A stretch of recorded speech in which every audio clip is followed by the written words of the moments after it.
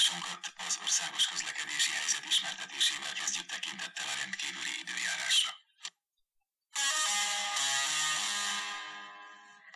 Továbbra is kritikus a helyzet az országutakon. A Dunántúl északi felén Borsod, Heves, Szolnok, Szabolcs és Hajdubihar megye nagy részén az alsóbrendű utak járhatatlanok és a főutakon is akadozik a forgalom.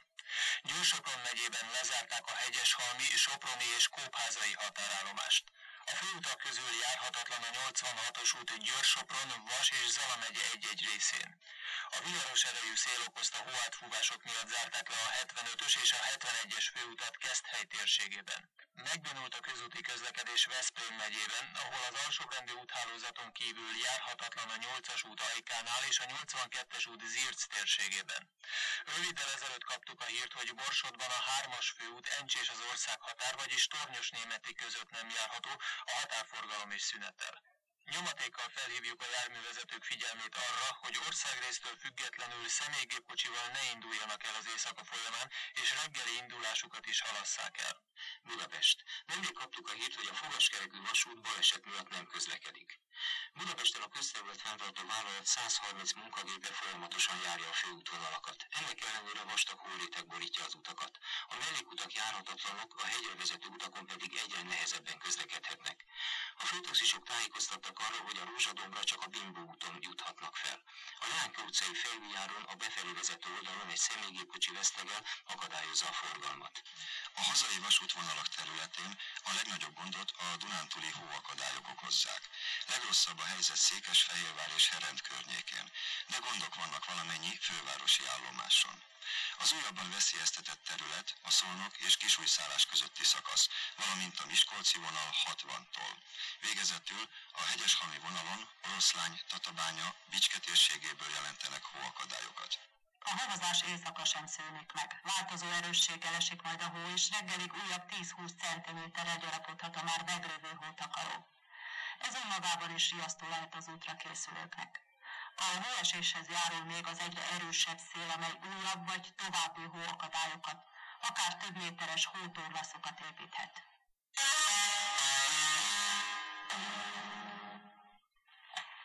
Jó reggelt kívánok! 1987. január 12-én hétfőn a mikrofonnál Kerekes András. Most már napok óta szinte az egész országban havazik. A rendkívüli hóhelyzet következményeiről folyamatosan tájékoztatjuk Önöket ezúttal is. Előbb azonban kérem a Meteorológiai Intézetből Pálmási Juditot, szóljon részletesen, mire számíthatunk a nap folyamán. Már közel 2 napja esik folyamatosan, és ma estig is csak rövid szünetek lehetnek a havazásban. Tehát újabb 10-20 cm friss hóval gyarapodhat a már meglévő hótakaró.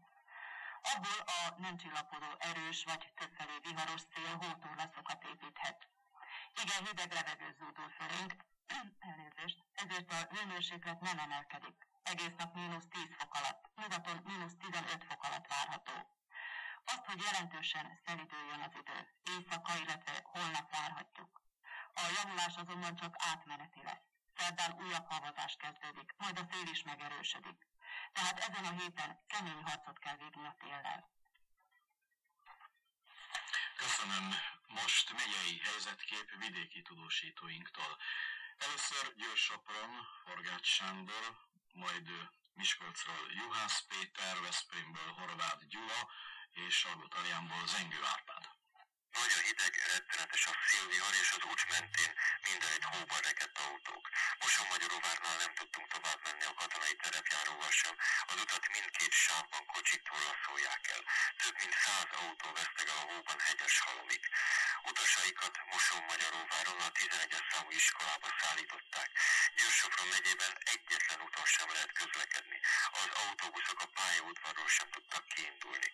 Dr. Lakatos Lászlónak, a megyei pártbizottság első titkárának vezetésével még tegnap este összeült a koordinációs bizottság, és úgy határoztak, a néphadsereg és a szovjet alakulatok segítségét